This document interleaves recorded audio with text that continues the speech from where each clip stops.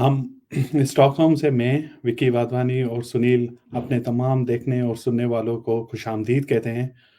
और हमारे लिए, हमारे सुनने वालों के लिए, वज़े पॉडकास्ट के सुनने वालों के लिए एक अच्छी खबर है कि हमने वज़े पॉडकास्ट का सिलसिला अभी उर्दू में भी शुरू किया है। और हमारी पहली जो उर्दू की पॉडकास्ट का जो मौजू है वो बहुत दिलचस्प है, और वो है साइंस की अहमियत। और इसको डिस्कस करने के लिए और उस पर नज़र डालने के लिए हमारे साथ जो हम मेरे गेस्ट हैं वो बहुत इम्पोर्टेंट हैं। उनका साइंस में बहुत इंटरेस्ट है और पैशनेट हैं साइंस को लेकर। और मैं इनसे काफ़ी अरसे पहले मिला था, स्वीडन में ही। और इन्होंने मेरे अंदर काफ़ी दिलचस्पी पैदा की, तो उससे मुझे जो है वो स्पेस साइंस में और इर्तिका, एआई और डिफरेंट जो मौजू हैं उन पर मैंने जो है पढ़ना शुरू किया और अपनी जो है वो इंटरेस्ट साइंस में पैदा करना शुरू किया। और ये हमारा इस जो पॉडकास्ट से लेकर मकसद है कि ये है कि जैसे इमरान इकबाल ने हमें इंस्पायर किया, वैसे ये हमारे सुनने वालों और देखने वालों को भी इंस्पायर करेंगे। तो बगैर इंतज़ार किए हम अभी इंट्रोड्यूस कराते हैं आपको इमरान इकबाल, जो कि आज़ाद कश्मीर से बिलोंग करते हैं। और इन्होंने जो है वो यहाँ से पीएचडी की हुई है बीटीएच से, और कायदे आज़म यूनिवर्सिटी से गोल्ड मेडलिस्ट भी हैं। खुशामदीद मानी भाई।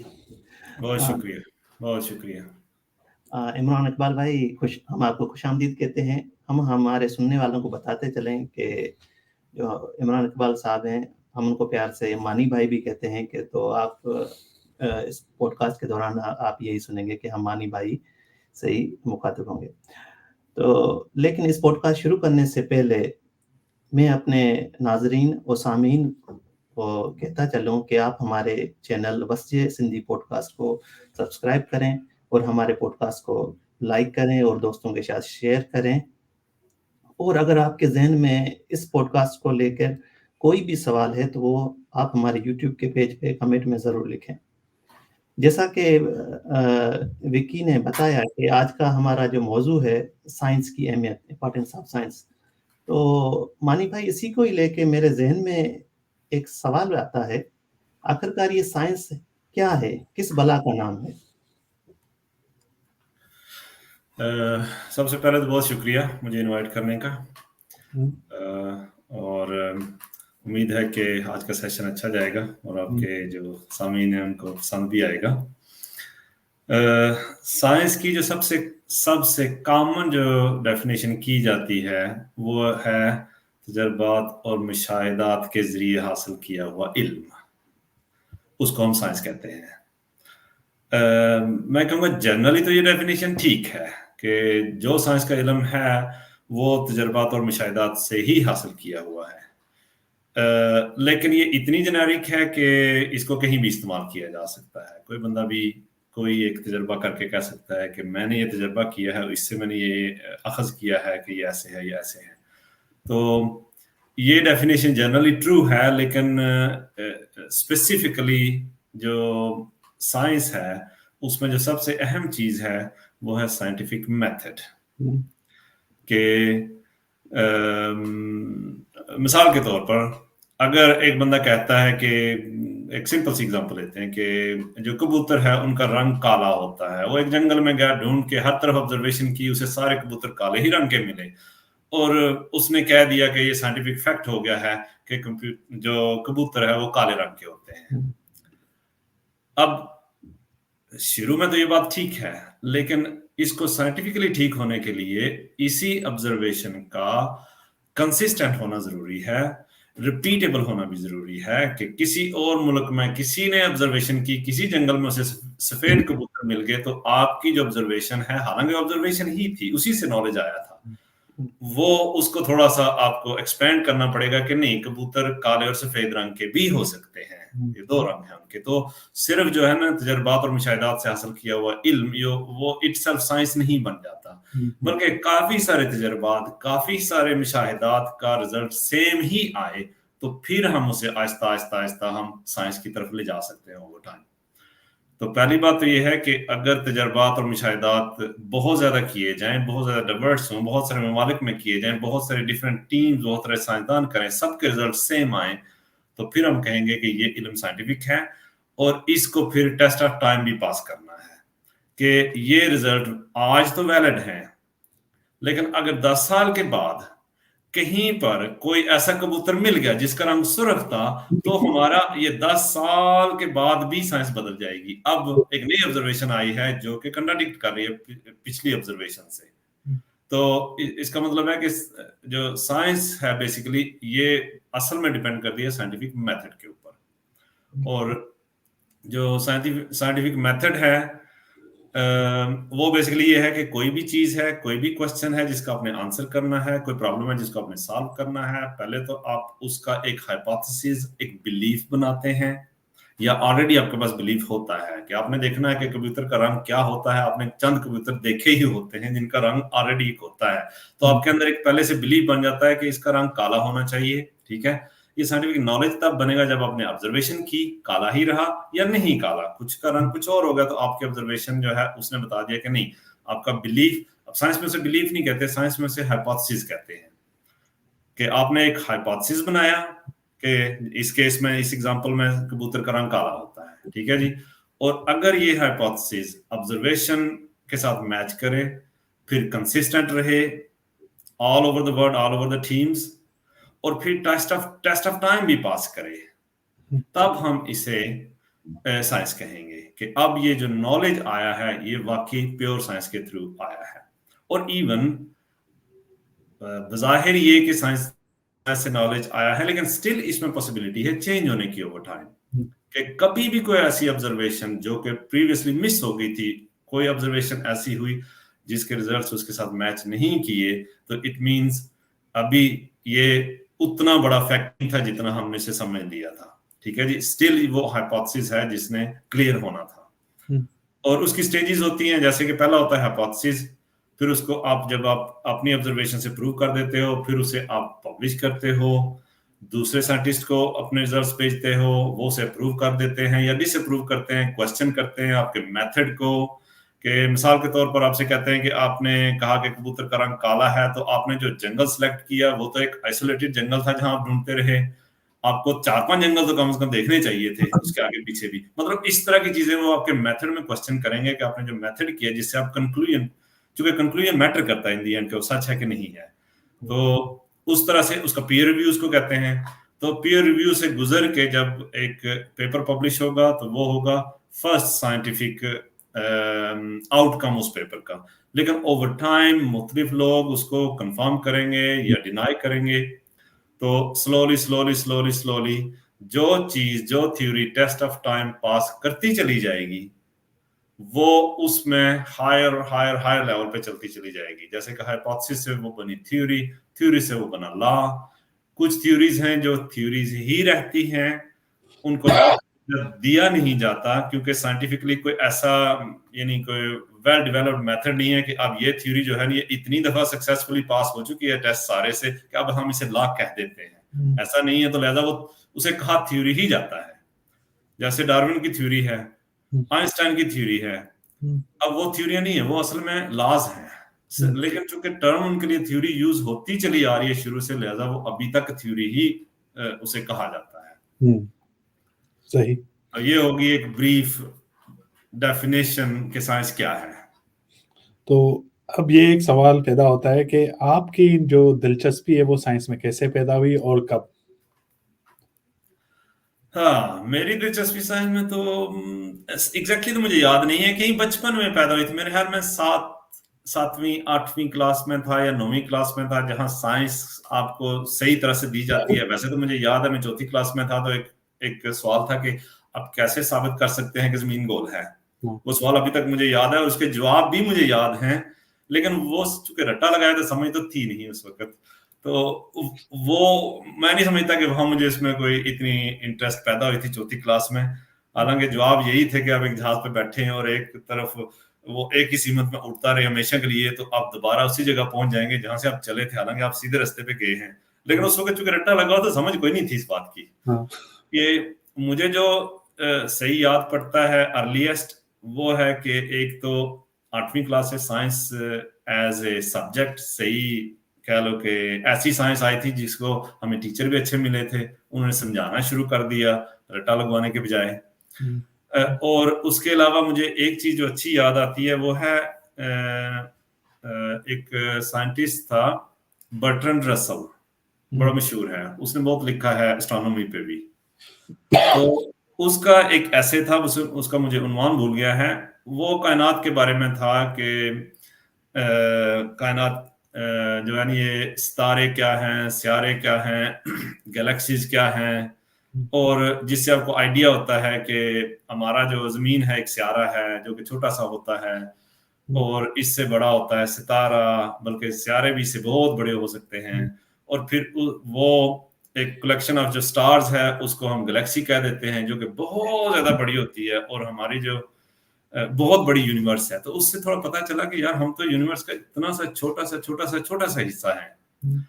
तो फिर ये कि ये सारी यूनिवर्स, जो बेसिक क्वेश्चन एक बंदे के जहन में आते हैं कि हम कौन हैं, हम कहाँ से आए, बीइंग ह्यूमन, कि हम कौन हैं, कहाँ से आए, हमारे पैदा होने से पहले भी क्या कुछ था कि नहीं था हमारे लिए, फिर हमारे मर जाने के बाद हमारे लिए कुछ है कि नहीं है, हमारे लिए मतलब हमारी शख्सियत है, मौजूद रहेगी कि नहीं रहेगी, और इसके अलावा फिर कुछ लाइफ के अलावा यूनिवर्स के क्वेश्चन के हम चाहे हूं चाहे ना हूं, ये यूनिवर्स तो नजर आ रही है कि ये है, मेरे मरने और जीने से इससे कोई ताल्लुक नजर नहीं आता, तो फिर ये यूनिवर्स कहाँ से आई, और फिर ये जब नहीं थी यूनिवर्स तो क्या था, और ये कहाँ जा रही है, और कहीं ऐसा टाइम आएगा जब यूनिवर्स दोबारा से नहीं होगी तो फिर क्या होगा। और जो सबसे बड़ा क्वेश्चन ये था कि जब नहीं थी, जब कुछ भी नहीं था, तो वहां से अचानक से यूनिवर्स कहाँ से आ गई। और इस तरह के क्वेश्चन जो थे वो जहन में थे, और इनके आंसर्स बंदा सोचता भी रहता है। कुछ आंसर्स आपको वालदैन से, फोक स्टोरी से मिल जाते हैं जो लोकल आपके इलाके में सर्कुलेट कर रही होती हैं, कुछ आपको आंसर्स रिलीजन से मिल जाते हैं, साइंस भी एक चीज नजर आई जिसमें कि कुछ आंसर्स नजर आते हैं। तो उससे ही साइंस की तरफ जो है एक रुझान, एक दिलचस्पी मेरी पैदा हुई कि यार क्यों ना हम इसको पढ़ें, इसको समझें, चूंकि बाकी जो स्टोरीज थी वो ऐसी थी कि जिनका आप ना तो वेरीफाई कर सकते हैं वो सच है कि झूठ है, या आप मान लें या आप ना मानें, बस इससे ज्यादा आप कुछ नहीं कर सकते। हो सकता है वो सच्ची हो सकता है ना हो, लेकिन कोई वेरिफिकेशन का कोई वे नहीं है। और साइंस की पहली चीज ही ये है कि आपको वेरीफाई करना है, कि साइंस जो है इसका सबसे पहला मेथड ये है कि आपको हर चीज पे सवाल करना है, हर चीज पे सवाल करना है। ये किसी चीज को फॉर ग्रांटेड नहीं ले लेना कि एक साइंसदान ने कह दी ऐसे है तो ऐसे ही होगा। आपने उसे सवाल करना है, आपने उसे गलत साबित करने की कोशिश करना है। और जो साइंस में सबसे ज्यादा चीज अप्रिशिएट की जाती है वो ये है कि किसी एग्जिस्टिंग लॉ को, किसी एग्जिस्टिंग थ्योरी को ना सिर्फ आपने चैलेंज किया बल्कि उसे आपने गलत साबित कर दिया। ये है साइंस, इससे साइंस की सबसे बड़ी अप्रिशिएशन मिलती है। हालांकि बाकी स्टोरीज में ये है कि आपने सवाल भी किया किसी चीज पे तो फिर मुश्किल हो जाता है, लेकिन साइंस सबसे पहले आपसे कहती है सवाल करो, किसी भी चीज पे, कोई चीज आउट ऑफ द क्वेश्चन नहीं है, हर चीज पे सवाल करो। और दूसरी बात ये भी है इसमें जो एक मेरे लिहाज से मुझे अच्छी लगती है वो ये है कि आप साइंस का हिस्सा बन सकते हो। साइंस ये नहीं है कि कोई एलियन सी चीज कहीं पड़ी हुई है, नॉलेज है, आपने सिर्फ एक किताब पढ़नी है तो बात खत्म, नहीं, आप खुद से साइंटिस्ट बन सकते हो। अगर आप किसी सवाल का जवाब लेना चाहते हैं तो पहले तो आप जो एग्जिस्टिंग जवाब मौजूद है वो पढ़ें, अगर आप सेटिस्फाई हो जाते हैं ठीक, नहीं होते या इवन आप चाहते हैं कि नहीं मैं खुद से रिसर्च करके ये देखूं कि ये जो लिखा हुआ है किसी साइंस की बुक में सही है कि गलत है, तो आप साइंस की स्टडी खुद से कर सकते हैं, उसके पीक लेवल तक साइंटिस्ट खुद से बन सकते हैं, तो उसके फाउंडिंग फादर्स में से जा सकते हैं, नई चीजें इन्वेंट कर सकते हैं, एग्जिस्टिंग नॉलेज को क्वेश्चन कर सकते हैं, चेंज कर सकते हैं।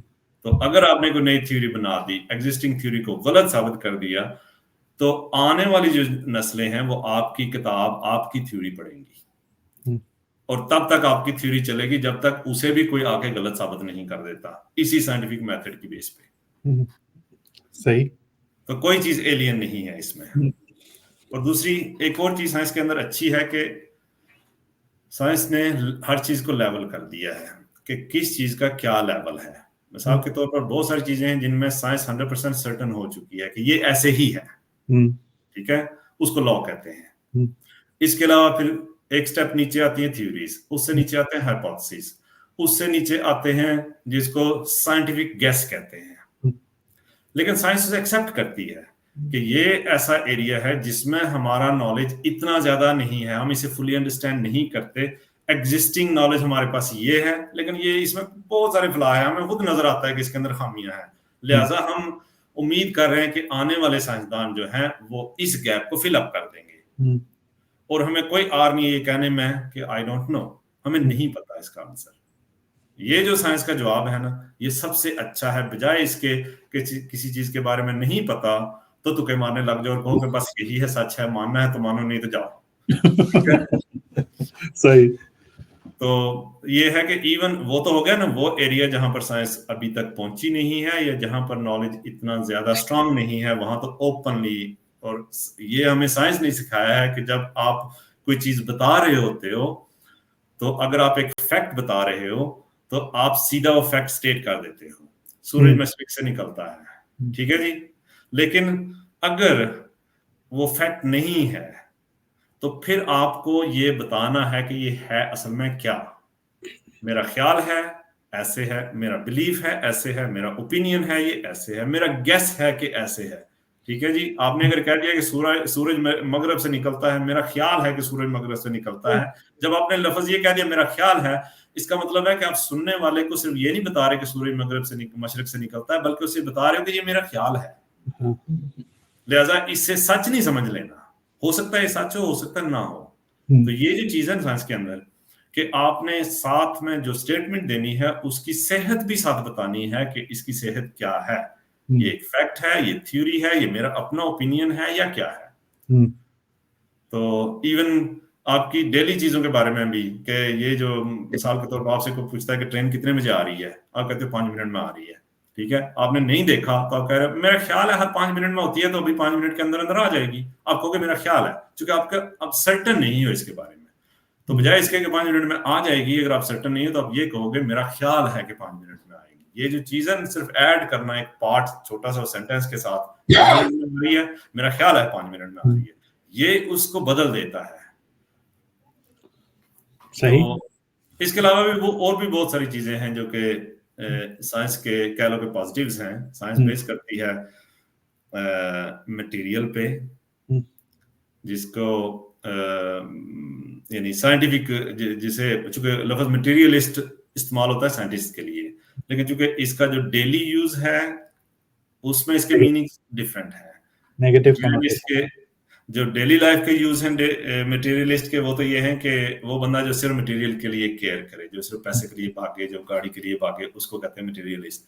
लेकिन जो साइंटिफिक मटेरियलिस्ट है, इसलिए लफ्ज साइंटिफिक लगाना पड़ता है, उसका मतलब ये नहीं है। उसका मतलब ये है कि वो ये बिलीव करता है कि हर चीज जो यूनिवर्स में है वो बेस करती है सिर्फ 2 चीजों पे, एक है मैटर और दूसरा एनर्जी। यानी कि मटेरियल पे ही बेस करती हैं सारी चीजें, नॉन मटेरियल कुछ नहीं होता, उसको कहते हैं मटेरियलिस्ट। ये भी बेसिकली एक कह लो कि साइंटिफिक चीज है कि साइंस की बेस है, फाउंडेशन इस पे है कि हर चीज मटेरियलिस्टिक है, या वो मैटर है या वो एनर्जी है, जो मटेरियल की 2 फॉर्म है, इसके अलावा कुछ नहीं है। सही। और स्टिल ये एक साइंस है, विच मीन्स ये ओपन है। अगर कोई चीज ऐसी मिल गई जो मटेरियलिस्टिक नहीं होगी तो वो भी साइंस में आ ही जाएगी। अभी तक ऐसी कुछ मिला नहीं है पूरी कायनात में जो मटेरियल ना हो। सही। तो यहाँ पर मेरा एक और सवाल है आपसे कि हम जैसे कश्मीर के, आज़ाद कश्मीर जो है इलाका, कश्मीर हमारा पाकिस्तान का, उसके गांव से ताल्लुक रखते हैं ना, तो वहां पर साइंस की जो सहूलियात थी वो कैसी थी, और वहां पर जो एटीट्यूड है साइंस को लेकर वो कैसा है ना? सहूलियात के लिहाज से तो मैं कहूंगा कि बस ऐसे ही था, और वो भी स्कूल के लेवल पे तो कोई खास सहूलियात नहीं होती साइंस की। लैब्स वगैरह थी जैसे? लैब तो ऐसा साइंस की नहीं थी। तो हमने, मुझे याद है कि जब मैट्रिक में हमने पढ़े थे, हमारे जो सिस्टम है, जो निज़ाम है हमारे जिस्म के अंदर, निज़ाम हो गया, निज़ाम तनफ़्फ़ुस हो गया, तो वो बुक पे ही उसकी डायग्राम बनी हुई है, वहीं से देख रहे हैं कि क्या हो रहा है, कैसे हो रहा है। और हम थोड़े लकी थे कि हमारे स्कूल के करीब ही एक तालाब था पानी का, और उसमें मेंढक बहुत होते थे। तो जो हमने निज़ाम पढ़े थे ना, उनमें जो शक्लें होती थी ना, वो मेंढक की होती थी सारी। मेंढक का निज़ाम निज़ाम और मेंढक का निज़ाम तनफ़्फ़ुस। तो हमारे टीचर ने क्या किया कि हमें कहा कि वहां से मेंढक पकड़ के लेके आओ, उसको काट काट के उसको निज़ाम दिखाए हमें। दिखाए। ये चीज जो थी, ये बड़ा एक स्पेशल चीज थी। हालांकि ये कहीं से प्रोवाइड नहीं की गई थी, सिर्फ ये नेचुरली मेंढक वहां बहुत थे, तो हमें यही एक कह लो आपने कि भी उसका एडवांटेज मिल गया। गो के वो कह लो कि बहुत पुअर मेंढक थे बेचारे, उनको काट के हम फेंक देते थे हर कार, ना जिंदा यही है ना कि मैं जिंदा। यहाँ पर जैसे हम भी साइंस जब पढ़ रहे थे, बेचारे मेंढकों की शामत आती है, हमने भी जो तजुर्बे हैं वो मेंढकों के ठीक है। तो हाँ, आगे जो है वो, हाँ, तो एटीट्यूड कैसा था ना? एटीट्यूड तो अनफॉर्चुनेटली जैसा कि मोरलेस पूरे पाकिस्तान में ही है, साइंस की तरफ एज सच एटीट्यूड इतना अच्छा नहीं है। वो बेसिकली एक कंफ्लिक्ट ऑफ इंटरेस्ट है। एक तरफ जो साइंस का आउटकम जो आपको नजर आता है, टेक्नोलॉजी, वो सारे चाहते हैं। हर बंदा फोन चाहता है, हर बंदा गाड़ी चाहता है, हर बंदा जहाज पे सफर करना चाहता है। जो उसके टेक्नोलॉजिकल आउटकम है साइंस के, वो सारे चाहते हैं। लेकिन बिहाइंड द सीन जो एक्चुअली साइंस है, उसके सारे खिलाफ है। तो वो शुरू से ही ऐसे था। हाँ, एक चीज उसमें अच्छी थी, वो ये थी कि सबको पता था कि या तो डॉक्टर बनो या आप इंजीनियर बनो तो फ्यूचर अच्छा है, इसके अलावा फ्यूचर नहीं आपका बनेगा। तो वो एक चीज आपकी फेवर में चली जाती है कि अगर आप साइंस पढ़ोगे तो इन दोनों में से कुछ एक बन सकोगे। तो आपको साइंस की तरफ एक पुश भी था कि अगर कहीं तरक्की करनी है, फाइनेंशियली स्ट्रांग होना है, आगे जाना है, तो आपको पढ़ना होगा, और पढ़ने में साइंस पढ़नी होगी। क्योंकि साइंस के मेनली यही दो फील्ड जो है वेल नोन थे, इंजीनियरिंग साइंस या मेडिकल साइंस, बस ये दो थे। तो अदरवाइज जनरल पब्लिक में एक तो साइंस की अवेयरनेस भी नहीं थी, अंडरस्टैंडिंग नहीं थी, बिल्कुल बेसिक अंडरस्टैंडिंग भी ना होने के बराबर थी। इवन जो पढ़े लिखे हैं, जिन्होंने साइंस पढ़ भी ली हुई है, उनको भी साइंस का पता नहीं है। तो उस वजह से साइंस के अगेंस्ट एक पुश सा था। और दूसरा ये भी था, चूंकि ये भी कॉमन है पूरे पाकिस्तान में, ही है कि साइंस को समझा जाता है कि ये हमारा नहीं है, ये गैर की चीज है। हालांकि जो अरब हैं और जो मुसलमान हैं, और इवन जो हमारे इंडिया वाले हैं, इन्होंने साइंस में बड़ा काम किया हुआ है माजी में। तो जैसे जो जीरो है, सिफर, ये अरब से आया है। उसके अलावा आप हैरान होंगे ये सुन के कि हमारा जो उस वक्त, अब तो हम उस इंडिया कहते हैं, उस वक्त जो सब कॉन्टिनेंट है, पाकिस्तान, इंडिया, बांग्लादेश, ये सारे मिलके इस एरिया में जो बालों के लिए शैम्पू था, वो सबसे पहले यहाँ शुरू हुआ था इस्तेमाल होना। इसी वजह से जो इंग्लिश में लफ्ज शैम्पू है, वो हिंदी से आया हुआ है, हिंदी का अपना लफ्ज नहीं है। अच्छा। तो ये बालों को शैम्पू करने वाले लोग जो थे ना, बालों को सजाने वाले, ये हम थे वहां। तो माजी में जो इस तरह का काम था वो हम किया करते थे। लेकिन चूंकि पिछली कुछ सदियों से ये काम वेस्ट में ज्यादा हो रहा है साइंस का, तो हमने किसी तरह से एज्यूम कर लिया है कि उनका नॉलेज है। हालांकि साइंस किसी एक बंदे का, एक कौम का नॉलेज नहीं है, ये ह्यूमैनिटी का कॉमन नॉलेज है। जिसके पास जब रिसोर्सेज हुए, जब चांस मिला, उसने इसमें काम किया है। सही। तो उस वजह से भी कि ये गैर है, ये किसी और का है, ये हमारा इल्म नहीं है, उस वजह से भी थोड़ा इसके खिलाफ जो है पुश था। सही। मानी भाई, जिस तरह आपने सियारों की बात की, सितारों की, केकशा की, तो मैंने भी कहीं पे पढ़ा था या मेरे इल्म में इस तरह आया कि ये जो हमारा जो निज़ाम शमसी है, जो सोलर सिस्टम है, ये कोई 4.5 अरब साल पुराना है। अगर ये हमारा निज़ाम शमसी इतना 4.5 अरब साल पुराना है, तो ये कायनात है, ये कितनी पुरानी है, और इसका वजूद कैसे आया? कायनात का वजूद कब हुआ और कैसे आया? जहां तक बात है कायनात की, चूंकि जो हमारा कह लो कि हमारा सोचना और हमारा इस कदर फ्री होना कि हम कुछ रिसर्च कर सकें, ये कुछ ज्यादा अरसे से नहीं है। चंद ही सदियां हुई हैं कि हमने अपने बेसिक जरूरियात से थोड़ा सा बाहर हुए हैं, हमें कुछ टाइम मिला है कुछ और करने का। और इस थोड़े से टाइम में ही हम से मुराद हम इंसान, हमने बहुत कुछ कर डाला ऑलरेडी। तो आपके सवाल की तरफ आता हूँ कि यूनिवर्स ये कहाँ से आई। पहले तो ये है कि अभी 17वीं 18वीं सदी तक ये सोचा जाता था कि पूरी कायनात एक स्टैटिक है, जैसे है इसी तरह से थी, हमेशा से इसी तरह से थी और इसी तरह से रहेगी। इसको कहते थे स्टैटिक यूनिवर्स थ्योरी। तो अब चूंकि जाहिर है ऑब्जर्वेशन यही थी, बस रात को देखा ऊपर जो हर रोज एक ही तरह का नजर आता है, बस गर्मी में सर्दी में थोड़ा ऊपर नीचे होता है, वो इस वजह से कि सूरज इधर है या इधर है, दिन लंबा है कि रात लंबी है, और आसमान का हम कौन सा हिस्सा देखते हैं, साल के जमीन किस इलाके में है, सूर्य के गिर्द अपने मदार पे किस जगह पे है, उस वजह से है साल के बाद मोरलेस हर चीज एक ही तरह की नजर आती थी। ये तो जब हमारी साइंटिफिक अंडरस्टैंडिंग बढ़ती चलेगी, जब हमें पता चला और दूरबीन इजाद होगी जिससे हम दूर की चीजों को जरा ज्यादा क्लोज से देखने लग गए, और जो हम सितारे जो बहुत ही ज्यादा दूर हैं उनको भी देखना शुरू कर दिया हमने दूरबीन की मदद से और बहुत सारे टूल्स की मदद से। फिर हमें पता चला कि ये यूनिवर्स जैसी है स्टैटिक इस तरह से नहीं है, बल्कि एक तो छोटी छोटी मोशंस हैं कि चांद जमीन के गिर्द घूम रहा है, जमीन सूर्य के गिर्द घूम रही है, और सूरज पूरा हमारा सोलर सिस्टम हमारी ही गैलेक्सी के सेंटर की तरफ घूम रहा है। ये स्टैटिक का ही पार्ट था कि बस इसी तरह ही घूमी जा रही है सारी चीजें, लेकिन ओवरऑल इसके अलावा कोई बड़ी मोशन नहीं है। तो ये जब पता चला कि दूरबीन की इजाद से और फिर डॉपलर शिफ्ट से, जिससे हमें पता चलना शुरू हुआ कि जो चीज हमें नजर आती है जितनी वो दूर होती है, जो सितारे जो गैलेक्सीज वो हमसे दूर जाए जा रही है, और जो जितनी ज्यादा दूर है वो इतनी तेजी से दूर जा रही है। अब पता चला कि जो हमारी ऑब्जर्वेशन थी अपनी नेकेड आई से वो तो गलत निकली, वो सारी चीजें अपनी जगह उसी तरह से नहीं है जैसे नजर आती हैं, बल्कि अगर आप रियली गौर से उसका मुशाहिदा करो तो पता चलता है कि हर चीज हमसे दूर जा रही है। लेकिन वो छोटे स्केल पे नहीं है, ये स्केल पे नहीं है कि मैं कुर्सी में बैठा हूं और ये छत मुझसे दूर जा रहा है, इस स्केल पे नहीं है, वो इसे बड़े स्केल पे, और ना ही इस स्केल पे है कि यहाँ से स्टॉकहोम आज जो है ये 500 किलोमीटर है तो कल वो 600 हो जाएगा, इतना स्टॉकहोम यहाँ से दूर जा रहा है। ये जमीन के स्केल पे भी नहीं है, और जमीन और सोलर सिस्टम के स्केल पे भी नहीं है। जमीन का फासला सूरज से उस तरह से नहीं हो रहा कि हम सूरज से दूर चले जा रहे हैं, नहीं, ये इससे बड़े लेवल पे है, ये है गैलेक्सीज के लेवल पे, कि गैलेक्सीज एक दूसरे से दूर जा रही है। ये इस लेवल पे भी, छोटे लेवल पे भी, लेकिन छोटे लेवल पे ये इतना स्लो है, इतना स्लो है, इतना स्लो है कि ये इसे हम इग्नोर कर सकते हैं।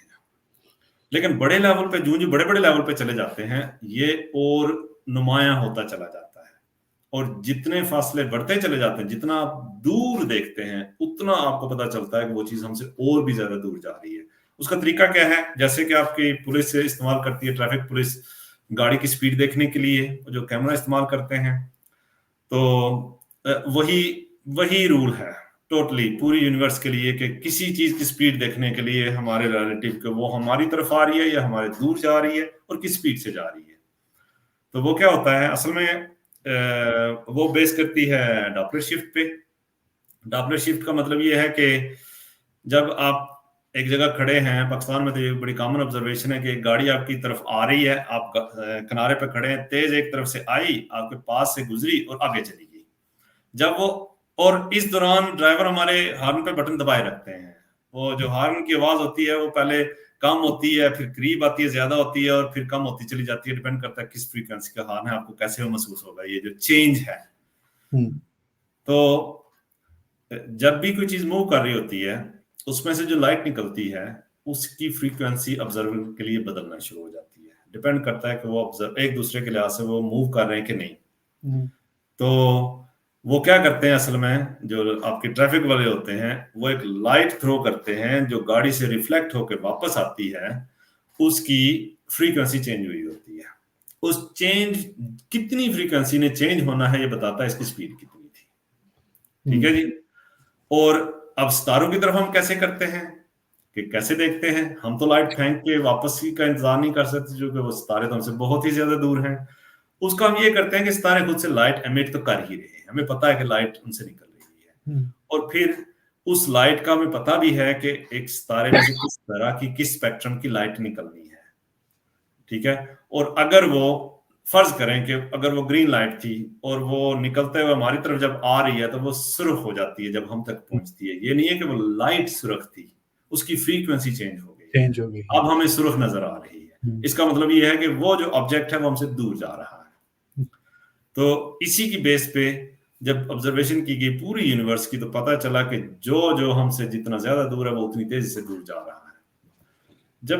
जब ये पिक्चर पूरी कायनात के सामने आई, तो फिर उन्होंने सोचा कि अगर सारी चीजें एक दूसरे से दूर जा रही हैं, तो कि ऐसा तो नहीं था कि अगर हम माजी में जाते कहीं ऐसा पॉइंट था कि ये सब कुछ एक ही जगह पे खड़ा था, बिल्कुल एक ही चीज थी जो एक ब्लास्ट की तरह से फटी है और फिर दूर जा रही है एक दूसरे से। हम जब ऑब्जर्व कर रहे हैं ये ऑलरेडी यहाँ है और दूर जा रही है, तो हम ये एक्स्ट्रापोलेट करते हैं माजी की तरफ। हम कितना माजी में जाएं कि ये जो कुछ कायनात में हमें नजर आता है ये सारा कुछ वापस एक पॉइंट पे इकट्ठा हो जाए। तो उस पॉइंट को कहते हैं स्टार्ट ऑफ टाइम, कि टाइम वहां से हमारा स्टार्ट होता है, और वहां से जो ये कायनात का वजूद आया है जिससे वो बनी है उसको कहते हैं बिग बैंग। कि जो उस प्रोसेस को, कि वो एक सिंगल पॉइंट था, एक मैटर था, एक मटेरियल था, इतना छोटा सा एक सिंगल पॉइंट जो कि फिर जो है एक्सपेंड हुआ है या ब्लास्ट हुआ है। ब्लास्ट वैसे राइट वर्ड नहीं है, क्योंकि ब्लास्ट टोटली डिफरेंट चीज है, उसको बोलते हैं इन्फ्लेशन। वो इन्फ्लेट हुआ है और आस्ता आस्ता उसके बाद एक्सपेंशन शुरू हुई है, और हम अभी उसे ऑब्जर्व कर रहे हैं। लेकिन चूंकि हम माजी में जा नहीं सकते, ये हमारी एक्सट्रापोलेशन है पास्ट की तरफ। तो अभी तक जो साइंटिफिक थ्योरीज हैं सारी की सारी वो बेस करती हैं एक्सपेंडिंग यूनिवर्स। एक्सपेंडिंग यूनिवर्स एक फैक्ट है, हमें पता एक्सपेंड हो रही है, और अगर ये एक्सपेंड हो रही है तो जैसे कि मैंने पहले कहा कि ये जाहिर है किसी वक्त माजी में एक पॉइंट पे थी जहां ये एक्सपेंड होना शुरू हुई। वो टाइम कितना बनता है, अगर हम इसी स्पीड से वापस जाएं तो वो बनते हैं 13.7 बिलियन साल। इतना माजी में जाएं तो हम उस पॉइंट पे पहुंच जाते हैं, सारी कायनात एक पॉइंट पे होगी। तो ये है हमारी कायनात का शुरुआत, कि कहां से ये शुरुआत हुई। और इसके आगे जो कुछ थ्योरीज थी शुरू में, वो ये जब सिर्फ इतना पता चला था कि कायनात एक्सपेंड हो रही है, वो ये था कि जैसे हम जमीन से एक पत्थर ऊपर की तरफ फेंकते हैं, तो जब एक्सपेंड हो रहा होता है उसकी स्पीड कम हो रही होती है, और एक पॉइंट ऐसा आता है कि जहां पर वो रुकता है और फिर वापस गिरने लग जाता है। वो तब होता है कि जब उसके एक्सपेंड होने की पावर कम होती है और उसको वापस खींचने की ग्रेविटी ज्यादा होती है, तो जा तो वो बाहर की तरफ रहा है, लेकिन एक पॉइंट आ रहा है, स्लो होते होते रुकेगा, वापस आ जाएगा। तो ये भी थ्योरी थी जब एक्सपेंडिंग यूनिवर्स का पता चलना शुरू हुआ कि ये एक्सपेंड हो रही है, कि ये हो सकता है कि एक्सपेंड हो रही है लेकिन ग्रेविटी जो है इसकी एक्सपेंशन को स्लो किए जा रही है, और आखिरकार एक पॉइंट आएगा जहां ग्रेविटी इसको स्टॉप करके वापसी की तरफ आएगी और सारी यूनिवर्स दोबारा से इकट्ठी हो जाएगी। तो उसको बोलते थे बिग क्रंच, कि एक्सपैंड हुई फिर मिल गई, फिर एक्सपैंड हुई फिर मिल गई, फिर एक्सपैंड हुई फिर मिल गई। तो ऐसे पता नहीं कितनी दफा हो चुका और पता नहीं कितनी दफा होना है माजी में। लेकिन वो थ्योरी अब रिफ्यूट हो चुकी है, चूंकि उसके लिए पहली चीज जो बुनियादी चीज है वो ये है कि जब भी वो एक्सपैंड हो रही है उसकी एक्सपेंशन की स्पीड कम होती जानी चाहिए। कम होती जाने होते आखिरकार वो रुकेगी और फिर वापसी की तरफ आएगी। बिल्कुल ऐसे ही जैसे हम पत्थर के ऊपर फेंकते हैं तो हर लम्हा उसकी स्पीड कम होती चली जाती है। लेकिन चूंकि हमने ऑब्जर्व किया कि यूनिवर्स की स्पीड तो बढ़ रही है, हर चीज की स्पीड बढ़ रही है। अब ऐसे लगता है कि ग्रेविटी के खिलाफ कोई और ताकत है जो कि इसको और ज्यादा स्पीड अप किए जा रही है इस एक्सपेंशन की तरफ। तो अब वो थ्योरी तो खत्म होगी बिग क्रंच वाली। तो इसका मतलब ये है कि अब इसने सिर्फ एक्सपैंड होते डिसअपीयर हो जाना है। सही। तो इसका एंड जो है वो ये है कि हर चीज डिसअपीयर, आपको रात को सितारे भी नहीं नजर आएंगे, आखिरकार इवन सूरज भी गायब हो जाएगा। तो हाँ, तो स्टार्टिंग पॉइंट ये था कि उसका जो बिग बैंग है उसको हम स्टार्टिंग पॉइंट कहते हैं। अभी तक साइंटिफिकली इससे पहले का हमें नहीं पता कि वो सिंगल पॉइंट, वो जो मटेरियल, जो मैटर था छोटा सा जिससे ये सारा कुछ बना, वो कहाँ से आया, उससे पहले क्या था, ये चीजें अभी तक नहीं नून, क्योंकि ये इतना माजी है कि हम इसे ऑब्जर्व भी नहीं कर सकते हैं। हम सिर्फ वहां पर सारा कुछ फेल हो जाता है उस पॉइंट पे जाके, जो हमारी थ्योरीज है अभी की। सही। तो जैसे आपने बताया कि ये जो यूनिवर्स है हमारी, एक तो वो बहुत ज्यादा एक्सपेंड हो रही है। और जब हम छोटे थे तो हम जब आसमान की तरफ देखते थे तो एक सितारे नजर आते थे, तो हम समझते थे कि ये डिफरेंट जो है ना स्पेस एंटिटी है ना, जैसे एक सूरज है, चांद है और सितारे एक अलग किस्म की एंटिटी है। लेकिन बाद में पता चला कि ये भी सूरज ही है ना, ये जो हम सितारे देख रहे हैं ये सूरज है, लेकिन ये काफी दूर है, इस वजह से इनकी लाइट बहुत हल्के से हमारे पास पहुंचती है ना। तो ये जो सारा जो फासला है स्पेस का, वो इतना बड़ा है कि हम देखते हैं कि हम अपनी दुनिया में तो जैसे भी ट्रैवल करना है मैक्सिमम 24 आवर्स में कहीं पर भी पहुंच सकते हैं ना, लेकिन स्पेस इतनी बड़ी है कि उसके फासले बने, तो उसमें एक यूनिट यूज होता है मेजरमेंट के लिए, नूरी साल। तो वो मैं पूछना चाह रहा था कि वो नूरी साल क्या है और क्या इसकी इंपॉर्टेंस क्या है ना, कि स्पेस में जो ये यूज करते हैं नूरी साल को ना, इसको आप कैसे एक्सप्लेन करेंगे ना? पहले तो मैं आपकी बात को एक्सपेंड करता हूँ, जो नाइट स्काई की बात है, रात को जब आप आसमान पे देखते हैं। मैं भी जब छोटा था, हम बाहर सोते थे तो आसमान रात को नजर आता था, एटलीस्ट गर्मियों में तो हम देख सकते थे। तो उस वक्त लगता ऐसे ही था कि एक बड़ा सा सूरज है और बाकी सब छोटे इतने बल्ब से लगे हुए हैं। ये तो बाद में आगे पता चला कि हमारा जो सूरज है ये एक बिलो एवरेज साइज का सितारा है। बिलो एवरेज भी नहीं, बिलो एवरेज, ये छोटा सितारा है। कायनात में इससे बड़े, इंतहा किस्म के बड़े, इतने बड़े बड़े सितारे हैं कि हमारा सूरज जो है, इस तरह के बिलियंस सूरज को इकट्ठा करें तो जितना एक बनेगा, उससे भी बड़े सितारे मौजूद हैं कायनात में। मतलब ये कि उनकी रोशनी भी इससे बहुत ज्यादा है। लेकिन जैसे कि आपने मेंशन किया कि मसला है फासलों का। जो लाइट करीब होती है वो मंदम भी हो तो ज्यादा नजर आती है, वही लाइट दूर ले जाएं तो वो कम होती चली जाती है, उसकी रोशनी आप तक कम पहुंचती है। तो सारा राज इस चीज में छुपा हुआ है कि वो सितारे जो हैं वो हमसे इतना दूर है, वो सूरज इतने ज्यादा दूर हैं कि वो सूरज से 1000 गुना ज्यादा रोशन होने के बावजूद हमें वो इतने से ही नजर आते हैं, बिल्कुल उनकी रोशनी ना होने के बराबर नजर आती है। तो अब बात आती है नूरी साल की। तो इसकी तरफ आने से पहले मैं जाऊंगा पहले कि हम चीजों को नापते तोलते कैसे हैं। सीधी सी बात है, कोई भी चीज हमने नापनी है, तोलनी है, तो उसके लिए हम एक यूनिट इस्तेमाल करते हैं। मिसाल के तौर पर हम कोई चीज खरीदते हैं, जी हमें 2 किलो चीनी चाहिए, तो 2 किलो बेसिकली किलोग्राम और आगे चीनी जो हमें चाहिए। तो हमने जो यूनिट बनाई 1 किलो की यूनिट, इसी तरह मीटर की यूनिट बनाई फासला नापने के लिए, ये फुट की यूनिट बनाई, वो सारी की सारी इस तरह से बनाई कि हमारे जो डेली लाइफ के मामलात हैं वो आसान रहे।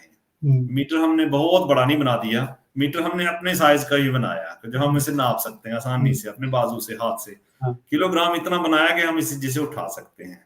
यानी डेली लाइफ को आसान करने के लिए हमने यूनिफाई करके इस तरह की यूनिट बना ली, फासला नापने के लिए, वजन या कमीज नापने के लिए, बाकी चीजों के लिए भी जो हमारे नॉर्मल रूटीन में इस्तेमाल होती थी। बाद में जब हम थोड़ा सा कनेक्ट हुए, अगर डिस्टेंस की बात करें तो जब हम बल्कि इवन के हम सुनार की बात करें, जब वो सोने की तोलने की बात करते हैं तो वो किलोग्राम में कभी भी नहीं तोलते, क्योंकि ये बहुत बड़ी यूनिट है। उन्हें इससे नीचे ग्राम में जाना पड़ता है, जो कि 1 किलो का 1000वां हिस्सा होता है। तो हमने उसकी थोड़ी फ्लेक्सिबिलिटी रख दी यूनिट्स में कि ग्राम के साथ किलो लगा दो तो किलो जो 1000 गुना हो जाएगा, इस तरह से मिली लगा दो, सेंटी लगा दो, उसी के साथ जैसे मीटर है तो सेंटीमीटर छोटा होता है, मीटर बड़ा होता है, तो वो यूनिट इस्तेमाल कर लो जो उस पर्टिकुलर चीज के लिए अच्छी है जो आप कर रहे हैं। इसी तरह फासला नापने के लिए मीटर नॉर्मल यूनिट थी, हमने इसे छोटे नापने के लिए सेंटीमीटर, मिलीमीटर वगैरह कर लिए, लफ्ज मीटर साथ रहा। बड़े फासलों के लिए हमने किलोमीटर वगैरह इस्तेमाल कर लिए, जो सबसे कॉमन यूनिट है बड़े फासलों के लिए। जमीन के अंदर ही के 2 शहरों का फासला हम किलोमीटर में आसानी से कर लेते हैं। लेकिन जब बात आती है बड़े फासलों की, बहुत बड़े फासलों की, जहां पर किलोमीटर से भी करें तो करोड़ों, अरबों, खरबों, चरबों हो जाएंगे, तो वहां हमें कोई नया यूनिट चाहिए जिससे हम थोड़ा सा अपनी आसानी से चीजें कैलकुलेट कर सके, बहुत ज्यादा जीरोस ना हमें लगाने पड़ जाए।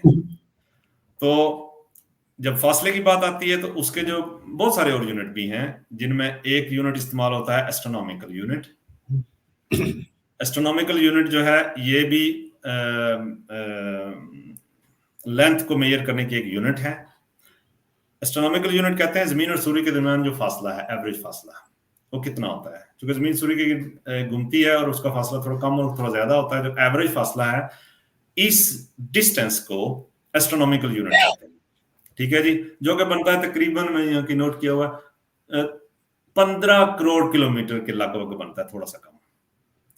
15 करोड़ किलोमीटर, सॉरी सूरज से हमारा जो फासला है वो 15 करोड़ किलोमीटर है। 15 करोड़ किलोमीटर, 15 से थोड़ा सा कम, 14.96 समथिंग, रफली 15 करोड़ किलोमीटर फासला है सूरज से। तो अब करोड़ों में जब लिखेंगे तो कितने जीरो साथ लगेंगे 15 के साथ, तो इससे आसान है कि हम इस फासले को एक नाम दे दें, एक यूनिट बना दें, उसको कह दिया एस्ट्रोनॉमिकल यूनिट। तो जमीन और सूरज का फासला एक एस्ट्रोनॉमिकल यूनिट है। अब हम क्या कर सकते हैं कि जो सोलर सिस्टम के अंदर के फासले हैं, दूसरे सियारों के सूरज से फासले हैं, वो हम आसानी से नाप सकते हैं। जैसे कि जो जमीन से बाहर के प्लैनेट्स हैं, उनके फासले एक से ज्यादा एस्ट्रोनॉमिकल यूनिट होंगे। जैसे मार्स है वो तकरीबन 1.5 एस्ट्रोनॉमिकल यूनिट है। इस तरह करते करते करते नेपच्यून तक जाएं तो मेरे ख्याल में 30 एस्ट्रोनॉमिकल यूनिट के लगभग बन जाता है। तो बेसिकली जमीन और सूर्य के दरमियान जो फासला 30 दफा इतना फासला तय करें तो आप नेपच्यून तक पहुंच जाएंगे। तो बजाय किलोमीटर्स के हमने एस्ट्रोनॉमिकल यूनिट इस्तेमाल शुरू कर दिया। लेकिन जब बात आती है इससे भी बड़े डिस्टेंस की, सोलर सिस्टम तो हमारे लिए तो बहुत बड़ा है, लेकिन जब यूनिवर्स की बात करें तो सोलर सिस्टम तो बहुत छोटा सा है। जब इससे भी बड़े डिस्टेंसेस की बात आती है, जब हम एक दो सितारों के दरमियान फासले की बात करते हैं, तो एस्ट्रोनॉमिकल यूनिट भी लाखों करोड़ में हो जाएंगे। उससे बचने के लिए उन्होंने एक नया यूनिट बनाया जिसको उन्होंने कहा नूरी साल, लाइट ईयर। हमारी जानने वाली जो सबसे तेज तरीन चीज जो ट्रेवल करती है वो लाइट है। और थोड़ा सा पहले में पता चला है कि लाइट की जो स्पीड होती है वो तब्दील नहीं होती एक मीडियम के अंदर, वो फिक्स रहती है। जैसे स्पेस के अंदर उसकी स्पीड फिक्स है, वो बनती है 3 करोड़ किलोमीटर पर सेकंड। मैंने यहाँ की नोट किया था, सॉरी नहीं, 3 नहीं है वो, 3 लाख किलोमीटर पर सेकंड, रफली 3 लाख किलोमीटर एक सेकंड में ये फासला तय करती है लाइट है। तो अब उन्होंने क्या किया कि बड़ी यूनिट का कोई ना कोई एक रेफरेंस होना जरूरी है। जैसे एस्ट्रोनॉमिकल यूनिट का रेफरेंस हो गया जमीन और सूर्य का फासला, वो फिर उन्होंने रीडिफाइन किया उसे। तो इसका उन्होंने क्या किया कि उन्होंने कहा चूंकि लाइट की स्पीड फिक्स है, तो हम क्या करते हैं कि ये यूनिट नया ऐसा बनाते हैं जो लाइट की स्पीड पे बेस करता हो और बड़ा सा कोई डिस्टेंस उसको ले देते हैं। तो उन्होंने कहा कि लाइट एक साल में जो फासला तय करती है, ये जितना फासला है इसको लाइट ईयर कह देते हैं। नाम उसका पता नहीं कैसे उन्होंने बना दिया लाइट ईयर, हालांकि ईयर नहीं है, ये एक फासला है, लेकिन लाइट ईयर एक सिंगल लफ्ज है, लाइट ईयर। तो ये फासले की यूनिट बन जाती है। तो वो बनता है जी, मैंने इसको भी यहाँ की नोट किया हुआ है, 94.6 खरब किलोमीटर। इसको कहते हैं लाइट ईयर। लाइट ईयर यानी कि लाइट जो है ये एक साल में 94.6 खरब किलोमीटर का फासला तय करती है। तकरीबन 95 खरब किलोमीटर, हम कह सकते हैं 95 खरब किलोमीटर का फासला एक साल में। तो इसको, इस फासले को उन्होंने एक लाइट ईयर कह दिया। तो अब हम सितारों के दरमियान जो फासले हैं उनको हम लाइट ईयर्स में देखते हैं कि जो हमारा सूरज के जो करीब तरीन सितारा है कोई और, वो है तकरीबन 4.25 लाइट ईयर के फासले पे। 4.25 लाइट ईयर, 4.25 लाइट ईयर के फासले पे है। मतलब सूरज की रोशनी सूरज से निकले तो उस तारे तक पहुंचने के लिए उसे 4.25 साल चाहिए, जो हमारा पहला नेबर सितारा है उस तक पहुंचने के लिए। और अगर हम बात करें हमारी जो अपनी गैलेक्सी है, उसमें से लाइट को उसका फासला कितना है, उसका साइज कितना है, वो बनता है रफली कोई 75 लाख लाइट ईयर्स। इतना फासला है। मतलब ये कि हमारी गैलेक्सी जो है, जो कक्षा है, उसके एक किनारे पे एक सितारे से जो लाइट निकलती है, वो दूसरे किनारे के सितारा जो दूसरे किनारे पे उस तक पहुंचने के लिए 75 लाख साल लगाती है रफली। तो अब 75 लाख लाइट ईयर हो गया साइज हमारी गैलेक्सी का। अब ये एक गैलेक्सी की बात है, और इससे अगली गैलेक्सी कितने फासले पे है, उससे अगली, मतलब यूनिवर्स तो बहुत बड़ी हो जाती है। तो इस वजह से back to light year, light year एक सिर्फ डिस्टेंस का मेजर है, यूनिट है जो आसानी पैदा करता है साइंटिफिक कैलकुलेशंस में, जब बहुत बड़े डिस्टेंसेस को आपने मेजर करना होता है। मेरा अपना ख्याल है कि लाइट ईयर भी छोटा यूनिट हो गया है। जब हम बात करते हैं यूनिवर्स के फासलों की, वो अभी भी इससे भी बड़े हैं। हमें थोड़ा सा इससे बड़ा यूनिट चाहिए जिसमें हम करोड़ों में फिर ना पहुंच जाए, कि करोड़ों लाइट ईयर चाहिए हमें एक गैलेक्सी से दूसरी गैलेक्सी में जाने के लिए। तो अब करोड़ों से बचने के लिए हमें एक और यूनिट चाहिए जो इससे भी बड़ा हो और थोड़ा साइंटिफिक वर्क को और आसान बना दे। और दूसरी बात ये कि हमें अभी ये भी नहीं पता कि जो हमारी अपनी यूनिवर्स है जिसकी हम बात करें, जो एक्सपैंड हो रही है, ये यूनिवर्स ही सब कुछ है या इसके अलावा ये एक बबल की तरह हो सकती है कि एक छोटा सा बबल इधर है, इसी तरह के बबल इधर है, एक इधर है, एक इधर है, एक इधर है, क्या पता इस तरह के और बहुत सारे बबल जो अपने अपने अंदर एक पूरी यूनिवर्स रखे हुए हैं, इतनी ही बड़ी। तो अब हमने इस एक यूनिवर्स से दूसरी में जाना हो, दूसरी से तीसरी में जाना हो, तो लाइट ईयर तो छोटा सा यूनिट बन जाएगा। वो तो अरबों खरबों अरबों चरबों लाइट ईयर भी काफी नहीं होंगे, इतना फासला जो है ज्यादा होगा। उसको बरल कहते हैं जी, इस थ्योरी को कहते हैं मल्टीवर्स के। हमारी यूनिवर्स एक बबल है, बहुत सारे इस तरह के और बबल्स भी एग्जिस्ट कर सकते हैं इसके बाहर। तो ये नहीं, वो सिर्फ साइज के लिए सोचने के लिए कि ये यूनिवर्स कितनी ही बड़ी हो सकती है। और कॉस्मोस का से मुराद ये है कि ये यूनिवर्स और इसके अलावा अगर कुछ और भी है तो सारा कुछ मिला के उसको बोलते हैं कॉस्मोस। तो कॉस्मोस कितना ही बड़ा होगा। सही सही। मानी भाई आपने तो माशाल्लाह इतनी बड़ी बड़ी दिलचस्प बातें की है तो दिमाग खुल गया है। वैसे भी मैं साइंस का ही तालिब इल्म हूँ और मेरी भी हर वक्त यही कोशिश होती है कि मुताला जारी रहे और ज़्यादा सीखने को मिले और सीखते रहें। और ज़ाहिर बात है ये बड़ी दिलचस्प किस्म की बातें हैं और मज़ा भी आता है। लेकिन मेरे ज़हन में एक सवाल आता है कि यही जो दिलचस्प बातें हैं या दिलचस्प चीज़ें हैं, इसका हम जो हमारे बच्चों में उसकी दिलचस्पी कैसे पैदा करें, जो छोटे बच्चे हैं, ताकि वो भी इंटरेस्ट लें, जो है ना, उनके लिए क्या करना चाहिए हमें? ये थोड़ा मुश्किल सवाल है, स्पेशली हमारे माशरे में, जहाँ एक तो साइंस की अवेयरनेस ही कम है और दूसरा जो है साइंस के फ्रूट तो खा लिए जाते हैं लेकिन साइंस के पौधे को पानी नहीं दिया जाता। फ्रूट सबको पसंद है, तो इवन के वो पौधा हमसे छुपा हुआ है, हमें पता भी नहीं है कि उसको पानी कहाँ डालें, कैसे डालें। तो हमारी सोसाइटी में मानी भाई या और सोसाइटीज में भी ऐसे है? ये साइंस का साइंस जो है ना, असल में ये पता नहीं साइंस के साथ मसला क्या है, हर सोसाइटी में ही इसको मसला रहा है। जिन सोसाइटीज में हम समझते हैं कि साइंस बहुत ज्यादा आगे है, बहुत ज्यादा परवान चढ़ रही है, उन सोसाइटीज में भी साइंस के खिलाफ काफी कुछ हो रहा है। और उसकी सबसे बड़ी वजह ये है कि हम बीइंग ह्यूमन जो है वो चेंज को पसंद नहीं करते, तब्दीली को पसंद नहीं करते। अपने बिलीफ को तब्दील करना, अपनी हैबिट्स को तब्दील करना, अपने एनवायरनमेंट को तब्दील करना, ये हमें अच्छा नहीं लगता। ये हमारी बीइंग ह्यूमन नेचर है। तो जब भी कोई चीज आती है ऐसी जो कि हमें तब्दील करना चाहती है, उसको हम जो है रेजिस्ट करना शुरू हो जाते हैं। साइंस सबसे पहले आके क्या करती है, आपके हाइपोथेसिस जो आपकी सोसाइटी में है उन सबको क्वेश्चन करने लग जाती है। और ये चीज पसंद नहीं आती लोगों को। दूसरी बात यह है कि साइंस जो है इसको सिर्फ एक चीज का गर्ज है कि सच क्या है, कड़वा है, मीठा है, अच्छा है, पसंदीदा है, नापसंदीदा है, इसमें इसे कोई गरज नहीं, सच क्या है।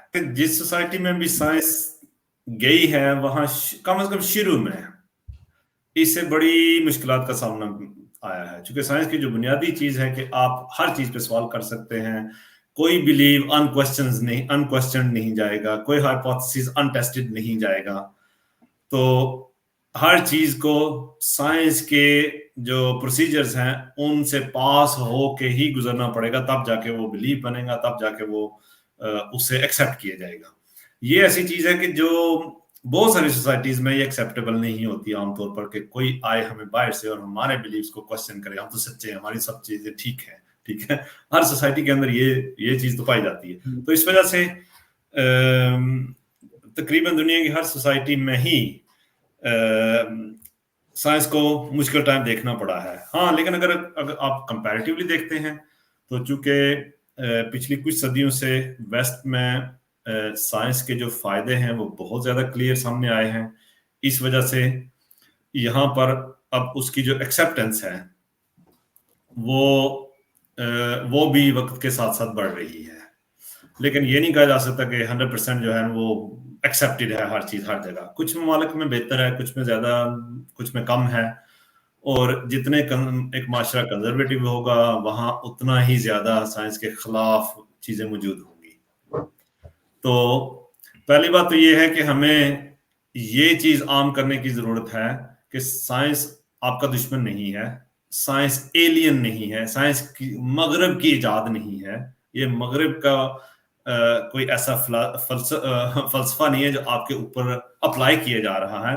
असल में ये मगरब से पहले किसी और का फलसफा था, उससे पहले किसी और का फलसफा था, ये किसी का फलसफा नहीं है। ये शुरू में जो इसकी डेफिनेशन है, ये वो नॉलेज है जो कि ऑब्जर्वेशन से और एक्सपेरिमेंट से हासिल किया गया है, जिसने टेस्ट ऑफ टाइम भी पास किया है, जिसने डाइवर्सिटी भी पास की है, ये वो नॉलेज है। ठीक है जी, आपका फोन जहां भी आप दुनिया में हो वो चलता है, आपको जहाज में बैठते हो तो वो उड़ता है, ठीक है ना, उसके जो फल हैं वो तो आपको सामने नजर आते हैं, वो ना किसी मजहब के हैं, ना किसी इलाके के हैं, ना किसी जुबान के हैं, लेकिन जो बिहाइंड द सीन साइंस है, किसी तरह से ना हमारा जो एक इमेज बन चुका हुआ है कि ये दूसरों की है, ये इस इमेज को टारगेट करने की जरूरत है कि ये दूसरों की नहीं है, हमारी अपनी है।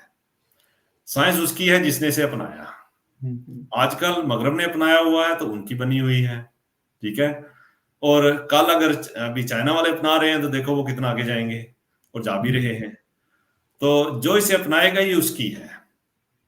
तो एक तो वो चीज खत्म करने की जरूरत है इस तरह की पॉडकास्ट से, या और भी पोस्ट कार्ड जो इससे रिलेटेड हो, ये अवेयर करवाने की जरूरत है कि साइंस एनिमी नहीं है, साइंस फ्रेंड है। और दूसरी ये कि बच्चों में जो बच्चा पैदा होता है वो नेचुरली साइंटिस्ट होता है, क्यूरियस होता है, सवाल पूछता है। जिनके बच्चे हैं उन्हें इस बात का पता है, बच्चे सवाल पूछते हैं। तो हम ये समझते हैं कि वो नॉनसेंसिकल हैं और हम उकता जाते हैं उनके सवालों से, तंग हो जाते हैं। मेरी भी 2 बेटियां सवाल पूछती हैं। तो ये जो चीज है, उनके अंदर क्यूरियोसिटी नेचुरली मौजूद होती है, हमें पैदा करने की जरूरत नहीं, हमें सिर्फ उसे बचाने की जरूरत है कि उसको खत्म ना कर दिया जाए। हम क्या करते हैं कि बच्चा जब सवाल पूछता है, कभी कभार तो जब मूड अच्छा है हम सवाल का जवाब दे देते हैं, लेकिन ज्यादा सवाल पूछने पे हम उससे फिर सवाल पूछने पे ही पाबंदी लगा देते हैं। फिर सवालों के जवाब हम सिंसियर नहीं देते। हमें ये भी लगता है कि सवाल का जवाब ना आता हुआ तो हम ये नहीं कह सकते कि मुझे नहीं पता, क्योंकि ये हमारे यहाँ समझा जाता है कि पता नहीं आपकी बेअदबी हो जाएगी कि आपसे एक बात पूछी और आपको नहीं पता। हालांकि सिंसियर जवाब उसका यही है कि मुझे नहीं पता। अगर आप चाहते हैं कि अपनी इस इज्जत को कायम रखो तो कहो कि मुझे आज नहीं पता, मैं पढ़ूंगा कहीं से, इसकी पे रिसर्च करूंगा, कल बताऊंगा तुम्हें, ठीक है, और कल फिर आपको पता होगा। तो बच्चों के अंदर एक क्यूरियोसिटी वो लेके आते हैं, तो हमें उस क्यूरियोसिटी को सिर्फ बचाना है कि वो खत्म ना हो जाए वक्त के साथ साथ। सवाल पूछने पे पाबंदी ना लगाई जाए और कोशिश की जाए कि उन सवालों के जितने सिंसियर जवाब हो सकते हैं, जो कि जैसे कि मैं जाती तौर पर क्या करता हूँ, जिस सवाल का जवाब मुझे जितना पता होता है मैं उतना देता हूँ, जितना नहीं पता होता मैं साफ बताता हूँ कि ये मेरा ख्याल है, ये गलत भी हो सकता है, ये आज मुझे पता है, कल हो सकता है कि मुझे सही पता चले और मैं फिर आपको बता दूं। फिर कुछ चीजें होती हैं, कुछ सवाल वो ऐसे पूछते हैं जिनका जैसे कि मजहब के साथ ताल्लुक होता है, उनके जवाब भी मैं इसी तरह से देता हूँ कि मेरा ये ख्याल है, कुछ लोगों का ये ख्याल है, कुछ लोग ये बिलीव करते हैं, कुछ लोग इस तरह से बिलीव करते हैं। अब मैं एक सिंसियरली कन्वे कर रहा हूं जो मेरी अंडरस्टैंडिंग है, ना कि मैं कोई कहानियां बना रहा हूं, ना कि मैं ये कह रहा हूं चूंकि ये थोड़ा मुश्किल सा सवाल है, इसका जवाब मैं नहीं देना चाहता तो मैं सवाल करने में पाबंदी लगा दूं। तो ये जो है ना, सवालों को ओपन रखना चाहिए। साइंस की बुनियाद ही है टू क्वेश्चन एवरीथिंग, इसको कहते हैं साइंस। तो ये हमें प्रमोट करनी है कि बच्चों को सवाल करने की आजादी दी जाए। सही आपने सही कहा कि एक तो सवाल करने पे पाबंदी ना हो, और ये कि साइंस किसी की नहीं, साइंस सिर्फ मगरब की नहीं है, साइंस हम सबकी है और हमें अपनाना चाहिए। तो इसी से ही हम और साइंस में दिलचस्पी लेंगे और आगे बढ़ेंगे। लेकिन अभी मेरे जहन में एक और सवाल आता है, थोड़ा उससे शायद हटके है लेकिन उसी से रिलेटेड है, कि हम देखते हैं कि जिस तरह पिछले कई अशरों से या कई 100 सालों से एक बड़ी एक तब्दीली आई है, एक बड़ी तरक्की हुई है पूरी दुनिया में, जिस तरह आपने कहा कि ये कोई कुछ सैकड़ों सालों से ही हम इसकी तरफ आए हैं, तो उसी में हमने ये भी देखा है कि पूरी दुनिया में एक बड़ी मुआशी तरक्की हुई है और लोगों की जो मुआशी जो क़ुव्वत है वो बढ़ गई है, जो मुल्कों की, खास करके जदीद दुनिया के मुल्कों की। उनमें उन मुल्कों की मईशत की तरक्की में साइंस का क्या किरदार है?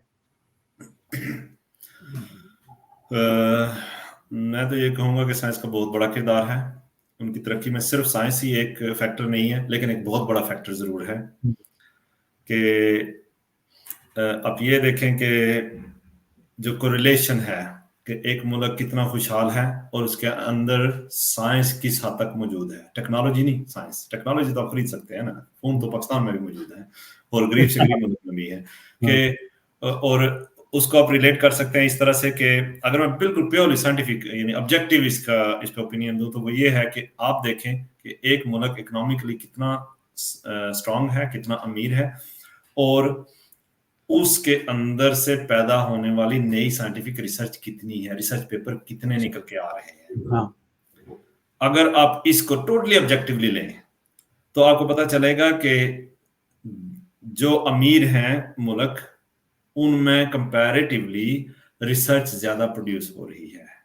ठीक है, मैं बात स्टेटिस्टिकली कर रहा हूं। आप इंडिविजुअल एग्जांपल दे सकते हैं कि फलां मुल्क अमीर है लेकिन उसमें से रिसर्च इतनी नहीं है। मैं स्टेटिस्टिकली बात कर रहा हूं। ऑन एवरेज जो मुल्क ज्यादा अमीर हैं उनमें रिसर्च पब्लिकेशन ज्यादा होती हैं पर ईयर।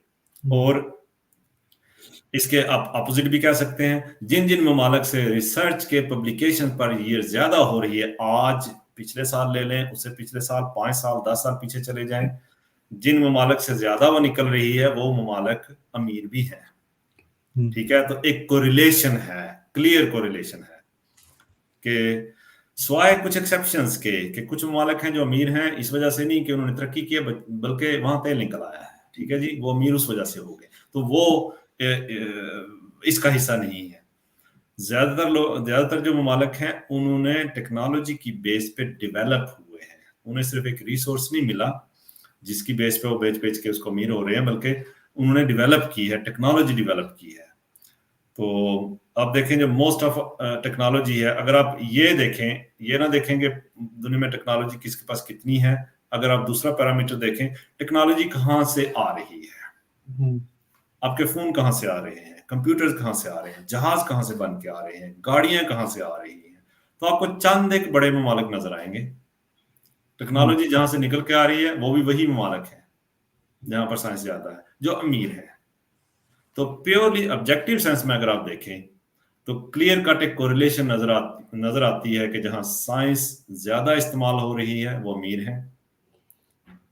ठीक है, on average, with some exceptions of course. और ये तो अगर प्योरली साइंटिफिक वे में बताना कि इसका कितना एक रिलेशन है साइंस का, साइंस की प्रमोशन का और उस मुल्क की इकोनॉमी का। इसके अलावा भी आप देख सकते हैं कि जनरली ये इसका लिंक किस तरह से होता है। मिसाल के तौर पर अगर आपने एक जगह की एक प्रोड्यूस है, कुछ भी कह लें, उसको आपने एक जगह से दूसरी जगह लेके जाना है। अगर आपके पास अच्छा एक ट्रेन सिस्टम है तो आप एक मुल्क के बिल्कुल एक कॉर्नर से वो चीज उठाएंगे, पूरे मुल्क पर डिस्ट्रीब्यूट कर सकते हैं बड़ी आसानी के साथ, आपको सस्ती भी पड़ेगी। ठीक है, ट्रेन सिस्टम कहाँ से आया, इसकी इंप्रूवमेंट कहाँ से आई? आज भी रिसर्च हो रही है कि फास्टर ट्रेन कैसे बनाई जाए, फास्टर ट्रैक कैसे हो जिनके ऊपर ट्रेन चले। ठीक है जी, एनर्जी एफिशिएंट ट्रेन्स कैसे बनाई जाए जो कि फर्दर इंप्रूव होती चली जा रही है। ठीक है, तो ये क्लियर कर एक कनेक्शन भी नजर आता है। हम प्योरली डेटा के अलावा भी देखें तो पता चलता है कि ये तो लॉजिकल सा है कि जहां आप साइंस को ज्यादा फॉलो करोगे, ज्यादा प्रमोट करोगे, वहां टेक्नोलॉजी ज्यादा डेवलप होगी। टेक्नोलॉजी डेवलप होगी तो उसका यूज आप कहीं पे भी कर सकते हो, सिर्फ इकोनॉमी में नहीं, इसके अलावा भी बहुत सारे एरियाज में हो सकता है। हमने स्पेस रिसर्च कर ली, हमने मेडिकल साइंस में इतनी ज्यादा तरक्की कर ली, वो सारे का सारा साइंस पे बेस करता है। इकोनॉमी भी उनमें से एक फैक्टर है जहां साइंस ने बहुत ज्यादा कंट्रीब्यूट किया है। तो ये आंसर तो बहुत लंबा हो सकता है, example after example after example, लेकिन ये है कि जनरली अगर आप देखें तो आप खुद से ढूंढ सकते हैं अपने आगे पीछे के साइंस का, टेक्नोलॉजी का कितना एडवांटेज हुआ है। इवन पिछले दिनों बात हो रही थी कि आजकल तो हमारे वो मशीनें आ गई हैं जो कि काटती हैं और उसको इकट्ठा भी करती हैं, और गंदम के आगे से वो सिट्टे भी उतारती हैं, बीज अलग करती हैं। तो जहां पर 50 लोग मिलके काम कर रहे होते थे, वहां एक बंदा एक मशीन के साथ कर रहा है और उससे ज्यादा कर रहा है। प्रोड्यूस कितनी ज्यादा हो गई है, कितनी एफिशिएंट हो गई है। तो आपको जहां पर भी आप हैं, आपको आगे पीछे चीजें वो मौजूद हैं, आपको सिर्फ ऑब्जर्व करनी है कि यार साइंस तो हर जगह ही है, सिर्फ इकोनॉमी नहीं, हर जगह पर इसका यूज है और बहुत ही अच्छा यूज, जिससे आपको बहुत सारे एडवांटेजेस मिल रहे हैं। मानी भाई, साइंस पर तो हम पॉडकास्ट जो है वो काफी लंबी कर सकते हैं और आपसे नेक्स्ट सेशंस रखेंगे। अभी तो हमने जो है स्टार्ट किया ये सेशन साइंस का, और इस पर हम दूसरे भी स्पीकर्स को बुलाते रहेंगे। लेकिन मेरी एक ऑब्जर्वेशन है, और ये आखिरी क्वेश्चन होगा इस पॉडकास्ट का, वो ये है कि हमने देखा है कि पाकिस्तान में हमने देखा है कि बड़े साइंसदान या नोबेल लॉरियर्स का फुकदान है। हमने इतने बड़े साइंटिस्ट पैदा नहीं किए ना, और उससे रिलेटेड एक है कि ये हमने क्यों नहीं पैदा किए, और हम साइंस की अवेयरनेस कैसे और बढ़ा सकते हैं ना पाकिस्तान में, कैसे उसकी बेदारी को जो है प्रमोट कर सकते हैं कि साइंस पर बंदे ज्यादा जो है वो तवज्जो दें। इसमें बेसिकली क्या लगे, हमारा अपने ही सारा कसूर हमारा अपना ही है, बीइंग ए नेशन, कि हम साइंसदान क्यों नहीं इतने ज्यादा पैदा कर सके अभी तक। अगर देखा जाए तो हिस्ट्री में, अगर नोबेल प्राइज अगर एक उससे हम एक स्टैंडर्ड मान लें कि काफी हद तक तो वर्ल्ड वाइड उसे समझा जाता है कि ये साइंस का सबसे बड़ा अवार्ड है, और मैं एक्सेप्ट करता हूँ वाकई ये सबसे बड़ा अवार्ड है, तो वो हमारे पास सिर्फ एक है, अब्दुल सलाम का। मेरे पैदा होने से जस्ट थोड़े कुछ साल एक बाद ही उसे मिला था फिजिक्स में 1979 में, और वही पहला और आखिरी बंदा था जिसे मिला था। और अगर देखा जाए पाकिस्तान वाले तो उसे भी ऑन नहीं करते कि वो भी हमारा नहीं है। तो जो एक बंदा आपके पास है जिसने ये अवार्ड हासिल किया, वो भी हमारा नहीं है, वो भी गया, वो ऐसा था, वो ऐसा था, उसकी तफसील में हम नहीं जाते कि वो क्यों नहीं करते। लेकिन यह है कि हमारे यहाँ साइंस की अहमियत इतनी समझी ही नहीं जाती। एक तो ये चीज है, माशरे में ओवरऑल इसके खिलाफ ही हर बात है कि ये अच्छी चीज नहीं है, सिवाय इसके जहां जहां फायदे नजर आते हैं। टेक्नोलॉजी हर एक को अच्छी लगती है, टेक्नोलॉजी ले लो, साइंस हमारी नहीं, साइंस दूसरों की है। साइंस हमारी दुश्मन, टेक्नोलॉजी हमारी दोस्त। ये जो बिहेवियर है ना, हाँ, तो ये जो है ना, ये इसको चेंज करने की जरूरत है कि जरूरी नहीं है कि हम सिर्फ नोबेल प्राइज ही जीते हैं, हमें बड़े साइंसदान पैदा करने हैं, हमें देखना है कि हम आगे तरक्की करें। साइंस का आउटकम टेक्नोलॉजी ही नहीं होता सिर्फ, इसका ओवरऑल एक थिंकिंग भी होता है, इसका एक माइंडसेट होता है, एक वर्ल्ड व्यू होता है, वो चीजें भी इसके बड़े एडवांटेजेस हैं। लेकिन अगर आप सिर्फ और सिर्फ एक एडवांटेज को ले लें कि साइंस का जो फल है, जो सबसे कॉमन फल जो हर बंदा इस्तेमाल करता है, हर बंदा खाता है, वो टेक्नोलॉजी। तो अगर आप टेक्नोलॉजी डेवलप करना शुरू कर दें अपने मुल्क के अंदर, तो इससे बड़ी और क्या चीज हो सकती है? आपकी कितनी बड़ी एक्सपोर्ट हो सकती है, आप कहां से कहां जा सकते हैं। तो उसकी वजूहात अगर देखी जाए, वो तो हमारी हिस्ट्री में है कि मुगल दौर में जब हमारे हालात कुछ अच्छे हुआ करते थे, उस वक्त जो इन्होंने इग्नोर किया ना साइंस को, मोर और लेस इग्नोर ही कर दिया। तो अगर वो उस वक्त सही पुश करते इसकी तरफ कि हमने रिसर्च करनी है, हमने तरक्की करनी है, तो शायद हमारी फाउंडेशन होती जिस पे हम खड़े होके आगे जा सकते थे। तो वो उनके जाने के बाद फिर अंग्रेज आ गए, उनकी अपनी इंटरेस्ट थी, वो अपनी टेक्नोलॉजी जो कुछ उन्हें जरूरत थी वो लेके आए हमारी तरफ।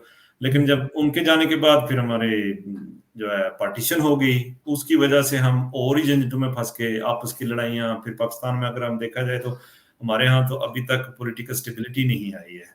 हम पिछले 70-75 सालों में कितनी दफा मार्शल लॉ लग चुका है। यानी एक अगर हमारे सिर्फ और सिर्फ एक डेमोक्रेसी कायम रहे, अच्छी या बुरी, अगर उसे 60-70 साल सिर्फ डेमोक्रेसी को दिए जाते, तो उसने ही इम्प्रूव होके हमारे पड़ोसी को देख ले, साथ वाले को, कि उनके यहाँ डेमोक्रेसी रही, अच्छी थी या बुरी थी, लेकिन ओवर टाइम स्लोली डेमोक्रेसी भी एक सेल्फ करेक्टिंग मैकेनिज्म है जो कि अपने आप को करेक्ट करती है ओवर टाइम। तो हमारा यह है कि बैक एंड फोर्थ चला रहा है, कभी मार्शल लॉ है, कभी डेमोक्रेसी, और डेमोक्रेसी में भी दो पार्टियों की एक जंग सी है, दुश्मनी सी है। लेकिन इवन देन अगर हम सिर्फ और सिर्फ डेमोक्रेसी को चलते रहने दें बाकी किसी, और फिर जो बैड गवर्नेंस है हर जगह पे ही, फिर करप्शन है, जो कॉमन मसाइल है हमारे गरीब रह जाने के, वही मसाइल हैं हमारे साइंस से दूर रहने के। तो अगर हम उनको वन बाय वन टारगेट करें, और एक चीज अच्छी है जो अभी भी है, जो हमारे दौर में भी थी, कि अगर आप पढ़ लिख जाते हो तो आपके लिए पैसे कमाने के मौके भी ज्यादा हो जाते हैं, तरक्की करने के मौके ज्यादा हो जाते हैं, और अगर आप साइंस में पढ़ लिख जाते हो तो बिल्कुल ट्रू है। तो ये एक पॉजिटिव चीज हमारे साथ है कि साइंस के पढ़ने से एक माली फायदा तो होता ही होता है, तो क्यों ना हम इसकी तरफ और तवज्जो दें और फायदे भी इससे ले लें। सही। तो वही एक सही, आपने बहुत, ये आज का जो पॉडकास्ट है वो बहुत इंटरेस्टिंग हुआ मानी भाई, और बहुत मजा आया। और हमारी ये जो सीरीज है ये चलती रहेगी, इसमें नेक्स्ट एपिसोड आते रहेंगे और हम और चीज़ों को एक्सप्लोर करते रहेंगे। जैसे हमने बोला कि साइंस एक बहुत वसी जो है मजमून है, और उस पर हम जितना भी टाइम बैठे रहें और बहस कर सकते हैं और उस पर शेयर कर सकते हैं इंफॉर्मेशन, लेकिन हमारे पास अभी टाइम की जो है वो रिस्ट्रिक्शंस है, लिमिटेड टाइम है। तो हमने आज सोचा कि यहाँ तक उसको महदूद रखते हैं, फिर आगे हम उसको जो है वो नेक्स्ट सीरीज में साइंस के दूसरे एरियाज को हम टच करेंगे। और जाने से पहले मैं शुक्रिया कहना चाहूँगा मानी भाई को एक बार फिर, इमरान इकबाल को, और अपने सुनने वालों और देखने वालों के लिए भी। और आपके पास कोई भी अगर एक कमेंट है, कोई भी है, तो आप कमेंट में हमें लिखें, हम आपको उसको आंसर जरूर देंगे। सुनील, आप। मानी भाई, हम तो आपके बड़े शुक्रगुजार हैं कि आपने अपना कीमती टाइम दिया, और आज हमें बहुत कुछ आपसे सीखने में को मिला, और एक दिलचस्पी मेरे अंदर भी आई, और मुझे यकीन है कि जब हमारे सुनने वाले इस पॉडकास्ट को सुनेंगे वो भी इंस्पायर होंगे, वो भी उसमें और ज़्यादा साइंस में दिलचस्पी लेंगे और ज़्यादा चीज़ों को एक्सप्लोर करेंगे, ताकि वो भी ज़्यादातर साइंस के इल्म से वाकिफ हो सकें। तो वी आर वेरी थैंकफुल, हम बहुत शुक्रगुजार हैं। और एक बार फिर मैं हमारे सामीन को कहूँगा कि आप हमारे चैनल को ज़रूर सब्सक्राइब करें, और अगर आपको ये वीडियो पसंद आए तो ज़रूर अपने दोस्तों और अहबाबों से शेयर करें, ताकि इसी तरह ही हमारा जो मिशन भी यही है कि ताकि हम इल्म को उसको स्प्रेड करें, ताकि और लोगों तक ये जा सके। और अगर आपको कोई सवाल है मानी भाई से साइंस से रिलेटेड, तो आप प्लीज़ हमें कमेंट में ज़रूर करना, तो हम कोशिश करके मानी भाई से उनका आंसर लेके आपको ज़रूर रिप्लाई करेंगे। Thank you.